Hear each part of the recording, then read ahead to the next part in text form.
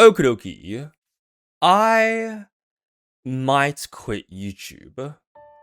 Not because of anything serious, I just got a job now. A full-time one actually, my first ever full-time job. Which just means that I have less free time now. I can still do YouTube if I really wanted to. But that's the thing. Do I want to? The older I get, the more I realize that I have to manage my time better, and I start to feel like I should give up on some things to make time for others, which kind of feels like I'm cutting off a part of what makes me, me. And it makes me wonder, is this what being an adult is like?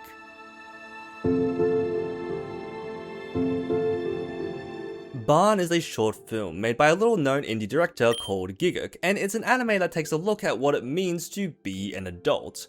It follows two perspectives, Daichi, a human male, and Ren, a Euthanian female. Euthanians being this race who have wings on their head and back, along with the ability to use this sort of telekinetic magic.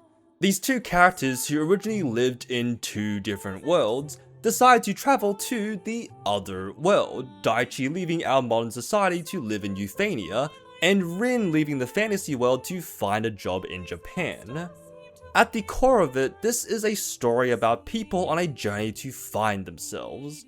Daichi wishing to soul search instead of job hunting or inheriting his parents' clinic, is basically going on this world's version of a gap year, camping out, foraging for food, interacting with the locals. We don't actually get to see that much of his early adventure compared to the other protagonist, Rin. But what we do get seems to capture that feeling of non-commitment some might feel when they're taking those first steps towards adulthood. You're not a teenager anymore, but you're not quite ready to be an adult either. So you're in this weird in-between part of your life where you're just trying to figure out who you are, what kind of adult you want to be. It's most strongly represented in that drinking party scene where your friend, who somehow seems so much more put together than you are, apply this unconscious social pressure to get your shit together, asking you if you've managed to find a job yet, or if you're still a bum living with your parents. It's not exactly a bad thing, you can't expect life to wait for you forever, but it's also a little suffocating when you're expected to jump into the deep end of the pool when you're still trying to figure out how to not drown in the shallow area. The pressure getting heavier and heavier, all while you're still trying to find something that makes you feel like you. Which is why shortly after this, the story forcefully thrusts Daichi into the adulthood he's currently been dipping his toes into, when he watches this ritual gone wrong and crashes smack bang into Rin, our other protagonist. Rin has lost her parents due to an unfortunate accident, and Daichi, being in the wrong place at the wrong time, ends up looking after her in their place. This is what I mean when I said life won't wait around for you forever. Sometimes it just slaps responsibility in your face, be it paying bills or a literal child, which ends up becoming the sense of purpose that Daichi has been looking for all along. Right here is where Daichi finds a place for himself, where he discovers the home he's been looking for, where he fully embraces becoming an adult. That non-commitment vanishes, and he finally figures out what kind of adult he wants to be. Which contrasts greatly with Rin, the girl we now know was raised by Daichi, following in his footsteps but in the opposite direction. Rin wishes to gain independence so that she no longer has to rely on Daichi, to be a burden on Daichi, traveling to Japan to find a job and hoping to fast track her way into becoming a proper adult. In a way, she bans herself from Euthania. That's not even funny, man. I look at Rin, and there's this aspect of her that I truly connect with. Maybe it's because I got my full-time job at the same time Bâan came out. Maybe it's because I also work in a call center like Rin. Or maybe it's because I started to connect with her struggles as she takes those first steps into this new journey called adulthood. There's this interesting detail when it comes to Rin's story. At the start of her journey, we see Rin use her magic to do various little tasks. Wake herself up out of bed, grab and open the mail, check her phone, cook her food. We get this funny little scene where Rin accidentally fries all the headsets in her office because of one terrible customer. God, I wish I could do that. But as she starts to get more settled into her new life, we start to see her use her magic less and less. She stops her alarm like a normal person. She cooks like a normal person. She puts up a no magic sign at work. And it's very clear that this is taking a toll, the once ambitious Rin slowly becoming more monotone the less she uses her magic. I look at this and I feel like Rin's magic is a representation for someone's hobby or passion. For me, it would be YouTube. For you, maybe it's crocheting. The more that Rin starts to become the adult she believes she should be, the more she tries to behave in a way that's more in line with everyone else, removing that aspect that made her unique.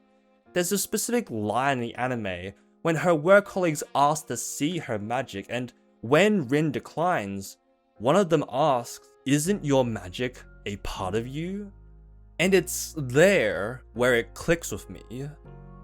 Oh, Rin is forcefully shutting off a part of herself because she believes that's what an adult is. She's obviously struggling with this new lifestyle, pushing down her worries to meet an ideal she herself makes up, and it makes me wonder about myself. Am I shutting away a part of myself just in exchange for earning what I need to survive? Is quitting something I love really the right thing to do? Is there not another way to become an adult? When Auntie Anne invites Rin back to her house, we get to see her as part of this seemingly normal Japanese family. Auntie Anne is living the life that Rin so desperately is striving for. However, some of you might have noticed the key difference between Rin and Anne. When Anne shows Rin the message from Daichi, she doesn't physically hand the phone to her, she uses her magic instead. Auntie Anne has acclimated to Japan, has become this proper adult, but she still has the magic that is such an integral part of her. Looking at Bâan's ending, where Daichi tells Rin she can come home whenever she feels like it, there's a sense of vagueness when it comes to what Rin decides to do. Sure, Rin does return home to see Daichi shrugging off the misconception that she was only a burden to him, but is she returning home temporarily, or has she returned for good? I saw some people take the ending as Rin deciding that Japan just wasn't for her and returning was the best option, but that feels counterintuitive to what we saw with Auntie Anne, who was able to make Japan her home. The way I see it is that instead of Rin having to pick between Euthania or Japan, instead of having to pick between adulthood and magic, she decides to simply find a balance for both.